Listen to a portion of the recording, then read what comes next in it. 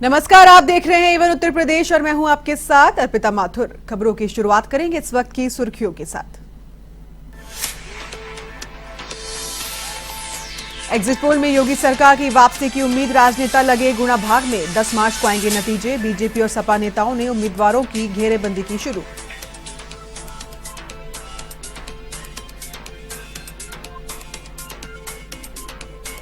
लड़की हूं, लड़ सकती हूं। प्रियंका गांधी ने अंतर्राष्ट्रीय महिला दिवस पर लखनऊ में किया शक्ति प्रदर्शन। आधी आबादी में निकाली विशाल रैली। कांग्रेस की महिला सांसद, विधायक और प्रतिनिधि भी हुए शामिल।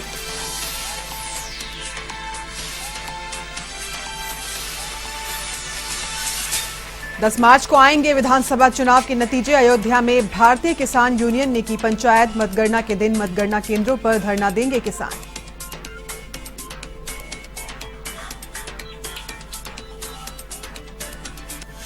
कानपुर में मिनी ट्रक और कार की भीषण भिड़ंत। सड़क हादसे में 4 लोगों की दर्दनाक मौत। तो सहारनपुर में डंपर ने बाइक सवार को रौंदा। एक युवक की हुई मौत, एक की हालत गंभीर।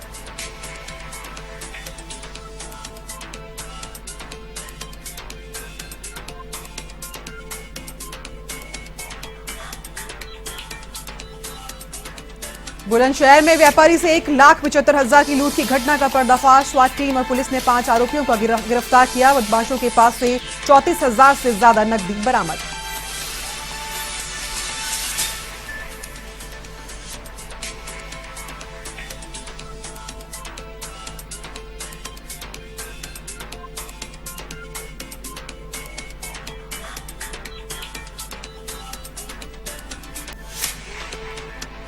चलिए अब रुक कर लेते हैं खबरों की ओर, जहां यूपी विधानसभा चुनाव का दंगल अब खत्म हो चुका है। 10 मार्च को अंतिम फैसले का सभी को इंतजार है।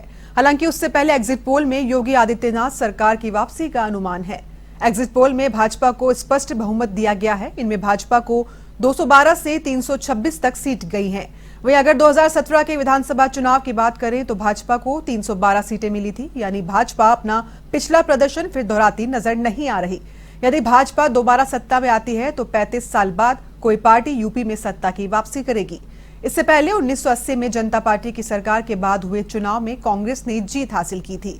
तब विश्वनाथ प्रताप सिंह सीएम बने थे। यूपी में यह आखिरी मर्तबा था जब कोई पार्टी लगातार दूसरी बार सत्ता में आई थी। वहीं सपा गठबंधन एग्जिट पोल में बहुमत के करीब नहीं पहुंचता दिख रहा। एग्जिट पोल में सपा गठबंधन को 105 से 161 सीटें दी गई। अगर 2017 की बात की जाए तो सपा को 47 सीटें मिली थी।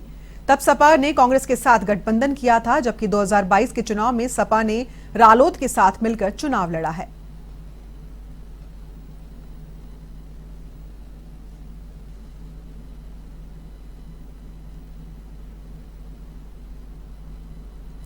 कांग्रेस जाति धर्म के समीकरणों के बजाय महिलाओं को अपना वोट बैंक बनाने का प्रयास कर रही है।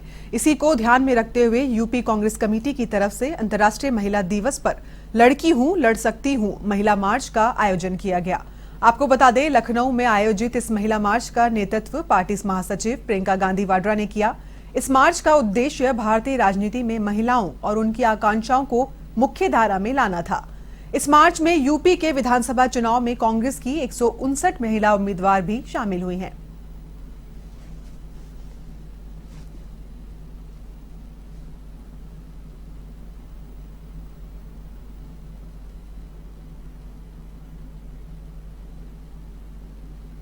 वहीं यूपी के महराजगंज में अंतर्राष्ट्रीय महिला दिवस पर कई कार्यक्रमों का आयोजन हो रहा है। इस बीच एवन टीवी न्यूज चैनल की टीम ने महराजगंज जिले में महिलाओं से बातचीत कर उनकी समस्याओं को जानने का प्रयास किया।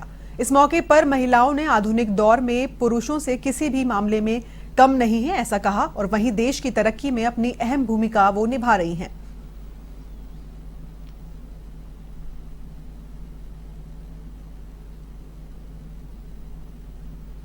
8 मार्च अंतर्राष्ट्रीय महिला दिवस के अवसर पर एवन टीवी न्यूज चैनल की तरफ से देश की सभी महिलाओं को अंतर्राष्ट्रीय महिला दिवस की हार्दिक शुभकामनाएं। इस वक्त हम महाराजगंज जिले में मौजूद हैं। आज हम महाराजगंज जिले की महिलाओं से ये जानेंगे महिलाओं के जो अधिकार हैं, महिलाओं के जो सम्मान और सुरक्षा के लिए सरकार की तरफ जो भी कार्यक्रम चलाए जा रहे हैं, उन कार्यक्रमों के चलने के बाद महिलाएं अपने अधिकारों के प्रति कितनी जागरूक हुई हैं और देश में उन्हें सम्मान और सुरक्षा किस नज़रिए से दिया जाता है। आइए हम महाराजगंज की महिलाओं से ये जानते हैं अंतर्राष्ट्रीय महिला दिवस के अवसर पर आज महिलाएं देश के लोगों से क्या अपील कर रही हैं। सबसे पहले तो आज अंतर्राष्ट्रीय महिला दिवस के अवसर पर आपको हार्दिक शुभकामनाएं। Thank you. बात हम करते हैं महिलाओं की भागीदारी की, महिलाओं के सम्मान की, महिलाओं की सुरक्षा की। किसी भी क्षेत्र की हम बात करें, चाहे राजनीति की बात हो या शिक्षा जगत की बात हो या खेल जगत की बात हो, इन सब में महिलाओं को सशक्त बनाने के लिए, महिलाओं को उनके अधिकारों को दिलाने, जो भी सरकार कार्यक्रम चला रहे, चाहे हमारे आसपास जो कार्यक्रम चलते हैं, उसमें आप महिलाएं अपने आप को कहाँ देखते हैं? महिलाएं पहले से काफ़ी अवेयर हो गई हैं। और अगर मैं बात करूं तो ग्रामीण क्षेत्रों की, तो ग्रामीण क्षेत्रों में भी जैसे कि महिलाओं को थोड़ा सा और अवेयरनेस की ज़रूरत है और जागरूकता की ज़रूरत है। और महिलाएं बहुत अच्छे से अपने अधिकारों को समझने भी लगी हैं कि उनको किस तरीके से अपना वर्क करना है।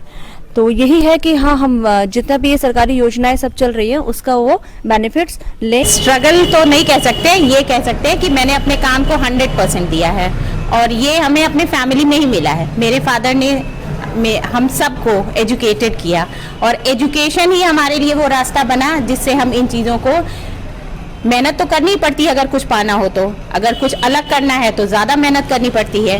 उसको संघर्ष कहते हैं, लेकिन उसमें बहुत असीम सुख होता है और उस संघर्ष ने हमेशा एक मीठा फल ही दिया है। अपने लेवल पे बात करूँ तो जैसे मैं खुद एक असिस्टेंट प्रोफेसर हूँ Rajiv Gandhi college of pharmacy में। अगर मैं पढ़ा रही हूँ तो कहीं ना कहीं मैं बहुत चीज़ों को आगे देखती हूँ। 21वीं सदी में जो हम पीछे अगर देखेंगे तो 21वीं सदी में महिलाएं काफ़ी आगे हुई हैं, लेकिन फिर भी एक जो लेवल होना चाहिए वो अभी तक नहीं हो पाया है। वो चाहे हम सामाजिक स्तर पे जो महिलाएं पीछे रह रही है उसके कारण हो सकता है, या ये कह सकते हैं कि जो अधिकार अभी तक महिलाओं को मिलना चाहिए या उनको खुद को उन अधिकारों को समझने की जो क्षमता होना चाहिए वो उनके पास शायद नहीं है। मेरे कहने का मतलब है कि जैसे अधिकार महिलाओं को दिए तो जा रहे हैं, लेकिन या तो वो कहीं सामाजिक स्तर पे वो अप्लाई नहीं हो पा रहे हैं, या महिलाएं खुद उनको कर नहीं पा रही, अपने लेवल पे उनको अप्लाई नहीं कर पा रही। कैसे, जैसे वो निकल तो रही है पढ़ने के लिए, लेकिन अपने जो एक माइंड को डेवलप नहीं कर, बल्कि ये सोचते हैं कि लड़के होते तो वो पढ़ने जाते हैं, बाहर जाते हैं, लेकिन यहाँ नहीं होता है कई गाँव में कि अरे लड़की है, बाहर जाएगी बिगड़ जाएगी, अरे कहीं उसके साथ कुछ गलत ना हो। कई सारे पेरेंट्स लोग की दिक्कत होते हैं। राष्ट्रीय महिला दिवस के शुभ अवसर पर आज जब हमने महाराज की महिलाओं से बातचीत किया तो उन्होंने कहा पहले जो स्थितियां थी आज उसमें काफ़ी बदलाव हुआ। महिलाएं अब बढ़ चढ़कर पुरुषों के साथ कदम से कदम मिलाकर चल रही हैं। महिलाएं अपने अधिकारों को पा रही हैं। हालांकि ग्रामीण क्षेत्रों में भी महिलाएं चौखट पार नहीं कर पा रही हैं। अभी भी कई तरह की पाबंदियां उनके ऊपर लगी हुई हैं, लेकिन फिलहाल लगातार महिलाएं जागरूक हो रहे हैं और महिलाएं अपने अधिकारों को पा रही हैं। कैमरा पर्सन के साथ मैं A1 TV संवाददाता नौतनवा महाराजगंज। तो वहीं उत्तर प्रदेश में विधानसभा चुनाव की मतगणना 10 मार्च को होनी है, जिसको लेकर अयोध्या में भारतीय किसान यूनियन की ओर से पंचायत का आयोजन किया गया, जिसकी अध्यक्षता भारतीय किसान यूनियन के जिला अध्यक्ष सूर्यनाथ वर्मा ने की। तिकोनिया पार्क में आयोजित पंचायत में 10 मार्च को मतगणना केंद्र के सामने ट्रैक्टर के साथ धरना देने का निर्णय लिया गया। भारतीय किसान यूनियन के राष्ट्रीय सचिव घनश्याम वर्मा ने कहा कि भारतीय जनता पार्टी ने अपने प्रत्याशियों को जिताने के लिए गलत तरीके का प्रयोग किया है, इसलिए मतगणना केंद्रों की निगरानी पूरी मुस्तैदी के साथ की जाएगी। जय जवान, जय जवान, जय किसान। 10 तारीख को जो मतगणना केंद्र है उसकी निगरानी करने का, वहां धरना देने का निर्णय लिया गया है। ये हमारे सुप्रीमो का आदेश है, क्योंकि इस प्रदेश के तमाम जनपदों में देखा जा रहा है कहीं दीवार तोड़ी जा रही, कहाँ बीपी पैड तोड़े जा रहे हैं, कहीं हथौड़ा और प्लास अधिकारियों को ले जाते हुए देखा जा रहा है। तो पूरा ये संदेह है कि सत्ता पक्ष के लोग कुछ न कुछ घोटाला करना चाहते हैं। तो इस घोटाले के विरोध में निष्पक्ष मतगणना की मांग को लेकर के मतगणना के दिन 10 मार्च को मतगणना केंद्र के बाहर हम लोग शांति से बैठ करके निगरानी रखने का काम करेंगे। कानपुर जिला अधिकारी नेहा शर्मा ने प्रेस वार्ता की। इसमें उन्होंने कहा कि किसी भी आपराधिक प्रवृत्ति के व्यक्ति का मतगणना स्थल पर प्रवेश वर्जित है। ऐसे आपराधिक प्रवृत्ति के लोग मतगणना एजेंट नहीं बनेंगे। जिला अधिकारी ने यह भी बताया कि मतगणना स्थल पर मोबाइल लेकर जाना प्रतिबंधित रहेगा। मतगणना एजेंट केवल पानी के पाउच लेकर ही जा सकते हैं। मतगणना स्थल पर कैलकुलेटर ले जाने की छूट रहेगी। राजनीतिक दलों के साथ बैठक कर सभी दिशा निर्देश जारी किए गए हैं। धारा 144 लागू होने से विजय जुलूस निकालने पर भी प्रतिबंध रहेगा।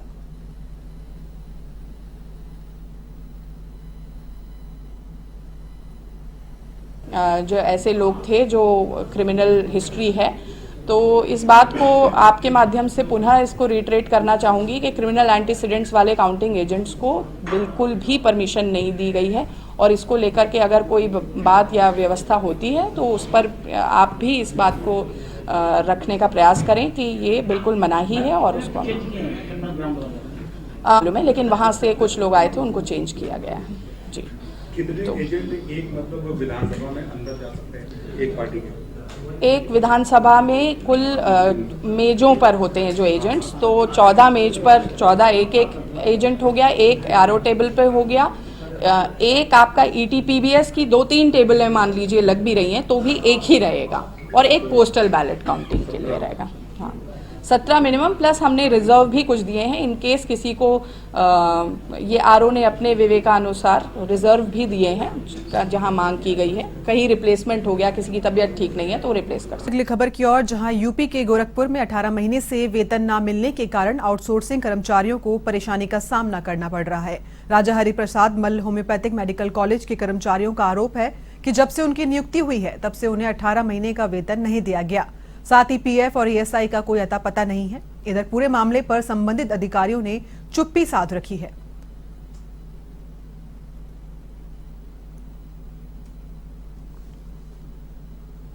अभी वर्तमान में हंसराज इंटरप्राइजेस कंपनी के द्वारा ये हमारे आउटसोर्सिंग के एम्प्लॉय रखे गए हैं, जो कि अपनी तत्परता से बिना बीच में कुछ कारणों से विलंब हुआ है। कंपनी जेम पोर्टल पे रजिस्ट्रेशन होने के नाते इंटरप्शन आया पैसे को लेकर के, इसकी कार्रवाई हम लोग अपने उच्च स्तर से शासन स्तर पर रखी हुई है, और इसमें तत्काल कार्रवाई करने के लिए दिशा निर्देश की बात हो रही है। कहा जाता है किसी संस्था के असली धरोहर उसके कर्मचारी होते हैं। कर्मचारी जितने आर्थिक और मानसिक रूप से स्ट्रांग होते हैं, उस संस्था की तरक्की बहुत तगड़ी होती है। गोरखपुर परिक्षेत्र से हम दक्षिणांचल में खड़े हैं। यह बड़हगंज से पटना घाट के रोड जाने वाला है। इस क्षेत्र के विकास के लिए बसपा सरकार में एक आयुर्वेदिक मेडिकल कॉलेज की स्थापना की गई थी, जिसका एकमात्र उद्देश्य था इस क्षेत्र का विकास हो जाए। मेडिकल कॉलेज तो बना, सही बात बना, क्षेत्र कुछ हुआ, लेकिन दुर्भाग्य की बात आज ये मेडिकल कॉलेज उपेक्षा का शिकार हो गया, क्योंकि यहाँ के जो आउटसोर्सिंग कर्मचारी उनका पिछले कई महीनों से वेतन का भुगतान नहीं हो रहा है। समझ सकते हैं आप कि जिनका वेतन नहीं है, आर्थिक भुगतान नहीं हो, वो कैसे काम कर रहे हैं। कोरोना का दौर चला, क्षेत्र में कई और महामारी दौर चला, लगातार चुनाव का समय चला, सारा वर्क लोड इन्हीं के ऊपर होता है। आइए इनसे बात करते हैं, इनकी राय आते हैं, क्या है इनकी राय और क्या समस्या है। हमारे चैनल को क्या समस्या है आपका? सर, मेरा नाम कुंवर शत्रुघ्न है। मैं यहाँ पे रजिस्ट्रेशन क्लर्क की पोस्ट पे कार्यरत हूँ। आउटसोर्सिंग के माध्यम से हम सभी लोग यहाँ 2018 से कार्यरत हैं, और आज करीब 18 माह का वेतन हम लोगों का नहीं मिला हुआ है। इसके साथ 4 साल से जब से हम लोग यहाँ काम कर रहे हैं, आज तक EPF और ESI से संबंध में कुछ भी कार्रवाई नहीं, ना हम लोगों का कोई अकाउंट इसमें मिला, न कहा ये सारा पैसा कहाँ कट के जा रहा है, क्या हुआ इसका आज तक कुछ पता नहीं चल रहा। क्या आपने अपनी बातों की शिकायत संबंधित किया था? बार बार ये सब हम लोगों ने लिखित कार्रवाई, सर मुख्यमंत्री महोदय, डायरेक्टर महोदय हो गए हमारे यहाँ पे इस समय मतलब आए थे, मंडलायुक्त महोदय आए थे, जिलाधिकारी महोदय, साथ में हमारे प्राचार्य महोदय, सभी के पास हम लोगों ने लिखित में ये सब दिया, लेकिन आज तक कहीं से कोई कार्रवाई नहीं हुई। क्या नाम है आपका? जी, कुंवर शत्रुघ्न। और जो आपने बयान दिया, क्या आपने घुसवाल दिया? जी जी बिल्कुल सर। इसके साथ साथ आप ये समझिए कि ये 2 साल से हम लोग कोविड ड्यूटी भी कर रहे हैं, टीकाकरण का काम किया गया, हर जगह हम लोग लिखित में ड्यूटी सब कुछ है, लेकिन पैसा कोई भुगतान कुछ भी आज तक नहीं हुआ। इसके आज तक कोई भुगतान नहीं हुआ सर। किस कंपनी का वर्कर है ये? सर इस समय जो है company Hansraj Infracron private limited Gomti Nagar Lucknow में है। जेम पोर्टल पे जी, जेम पोर्टल पर जी अभी हाँ। क्या यहाँ से भुगतान आपको जानकारी उस कंपनी को गया है? सर यहाँ पे पूछने पर ऑफिस में पता कर रहे हैं तो ये बताते कि कंपनी तक जा रहा है। कंपनी जाके वहाँ पूछा गया तो बताया जा निदेशालय से आगे नहीं बढ़ रही फाइल। निदेशालय में कौन आपके अधिकारी? निदेशालय में निदेशक महोदय, डायरेक्टर महोदय हैं, doctor Manoj Kumar Yadav.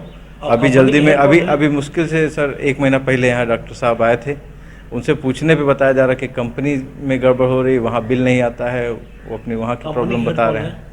Sir company के हेड तो हम लोग नहीं जान रहे हैं, कंपनी के हेड कौन और है? मैं देखा जैसा आपका कैंटीन व्यवस्था जी। है, चाय पानी व्यवस्था, क्या ऐसे कैंटीन में कैसे आप लोग करते हैं? नहीं ये कैंटीन नहीं सर, कैंटीन अंदर अंदर है है। जी। ये बाढ़ के टाइम में सर, यहाँ बाढ़ में पूरा पानी भर जाता है यहाँ पे, तो उस टाइम में यहाँ पे कुछ दिन के लिए था, बाकी सब अंदर इस है। समय आपका आर्थिक सोच कैसे चल रहा है, काम कैसे कर रहे हैं? सर अब आप वर्कलोड तो बढ़ गया होगा। जी बिल्कुल सर, वर्कलोड तो बढ़ता जा रहा है, लेकिन आप ये समझिए कि 18 माह से बिना वेतन के, बिना एक पैसे के, वो भी बाहर से आके आदमी यहाँ रह रहा है, बस जिंदा है यही बहुत है। कुल कितने कर्मचारी आप लोग हैं?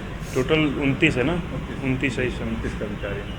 29 कर्मचारी हैं, किसी का कोई वेतन किसी का कोई वेतन नहीं। कैसे चल रहा है, घर से लेके पैसा, घर वाले भी बस यही तो है। कैसे घर से भी मांगने में शर्म आती है, पैसा कैसे मांगे किसी को। कहाँ के हैं?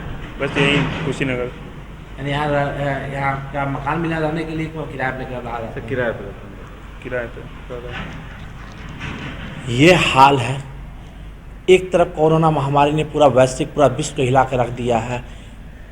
इस दौरान वो सारा कारलोड उन पैरामेडिकल स्टाफ पर पड़ा है, मेडिकल स्टाफ पर पड़ा है, लेकिन वो कैसे वर्क करें, हम तो काम क्यों मिल पाते हैं। जब वो आर्थिक और मानसिक रूप से परेशान रहेंगे तो कैसे काम होगा और कैसे वर्क चलेगा। सुनील पांडे, एवन टीवी, गोरखपुर। तो वाराणसी में अंतर्राष्ट्रीय महिला दिवस के अवसर पर प्रधानमंत्री आदर्श ग्राम नागेपुर में महिलाएं घरेलू हिंसा, लैंगिक भेदभाव के खिलाफ सड़क पर उतरी। इस दौरान महिलाओं ने उत्तर प्रदेश में शराब बिक्री पर पूर्ण रोक लगाने की मांग की। लोक समिति और आशा ट्रस्ट की ओर से रैली निकाली गई, जिस रैली में नागपुर के लोक समिति आश्रम से शुरू होकर विभिन्न बस्तियों से होते हुए संपन्न किया गया।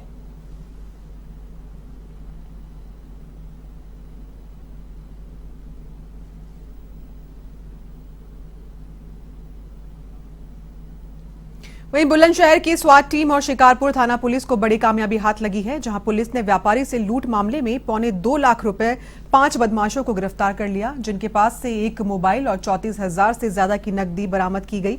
आपको बता दें, आरोपियों ने 14 फरवरी को इस वारदात को अंजाम दिया था, जिसके बाद पुलिस आरोपियों की तलाश में जुटी हुई थी।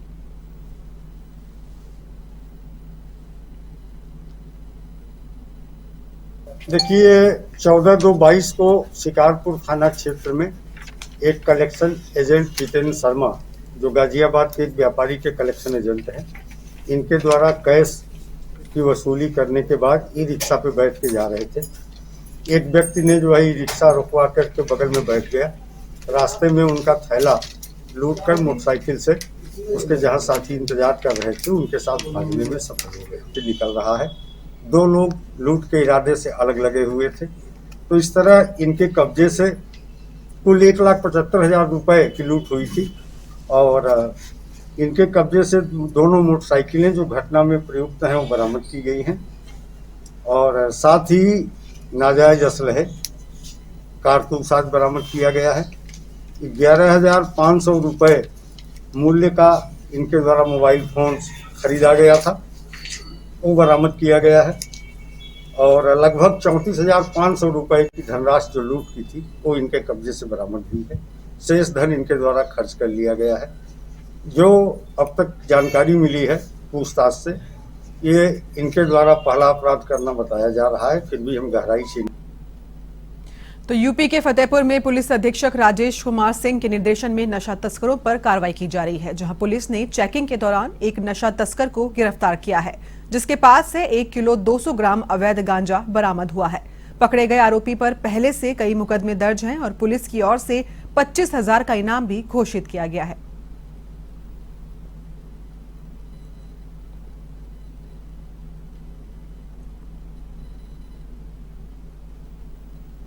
जनपद फतेहपुर थानाध्यक्ष गाजीपुर व उनकी टीम के द्वारा 1 वर्ष से ज्यादा समय से पुलिस अपेक्षा से फरार शातिर अपराधी को गिरफ्तार करने में सफलता प्राप्त किया है। उक्त अभियुक्त गिरफ्तारी पर पुलिस अधीक्षक महोदय फतेहपुर द्वारा 25,000 रुपये का पुरस्कार घोषित किया गया था। शिवशरण उर्फ विक्रम उर्फ बजरंगी विगत 2 फरवरी को जब वह पेशी के लिए कचहरी लाया गया था, पुलिस अपेक्षा से फरार हो गया था। उक्त अभियुक्त की फरारी के पश्चात थाना कोतवाली में संबंधित पुलिसकर्मियों के खिलाफ अभियोग पंजीकृत किया गया था तथा उनके निलंबन की कार्यवाही भी हुई थी। गाजीपुर पुलिस के सतत प्रयास के कारण ही उक्त अभियुक्त की गिरफ्तारी। कानपुर में एक दर्दनाक सड़क हादसे में 4 लोगों की मौत हो गई। बिधनू थाना क्षेत्र में तेज रफ्तार डीसीएम और कार की भिड़ंत हो गई। हादसे में अवनिशपाल, संदीप, नितिन और एक अन्य की मौत हो गई, जबकि 2 युवक गंभीर रूप से घायल हो गए हैं, जिन्हें हैलेट अस्पताल में भर्ती कराया गया है। आपको बता दें कि घाटमपुर की ओर जा रही कार उल्टी दिशा से आ रही डीसीएम से भिड़ गई।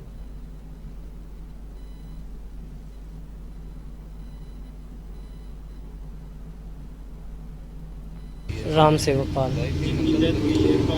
ये हमारा भतीजा है।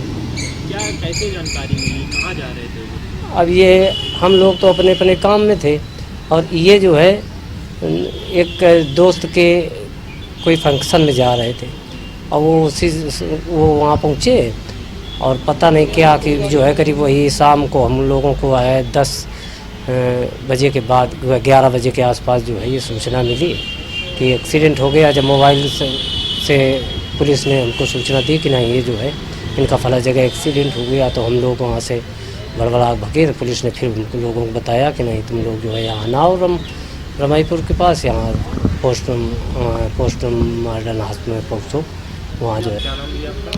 हमारा महेंद्र कुमार, जिनकी डेथ हुई है कौन है? वो भतीजा है। क्या जानकारी मिली आपको? कैसे? हमको पुलिस के द्वारा सूचना मिली थी कि यहाँ पोस्टमार्टम के लिए आ जाएं, तो हम यहाँ रात को आए 12 बजे। अच्छा, डायरेक्ट पुलिस ने घटना पे जानकारी नहीं दी पोस्टमार्टम? यहाँ भेजा कि यहाँ आ जाओ, मतलब अस्पताल हैलट, तो हम लोग हैलट आए। उसके बाद में यही है। कहाँ जा रहे थे, कुछ जानकारी? ये एक फंक्शन था इनके साथियों का, जिससे एट होम वगैरह होता है इस तरीके से। तो A1 उत्तर प्रदेश में फिलहाल के लिए बस इतना ही। बाकी तमाम खबरों के लिए आप देखते रहिए A1 टीवी। नमस्कार।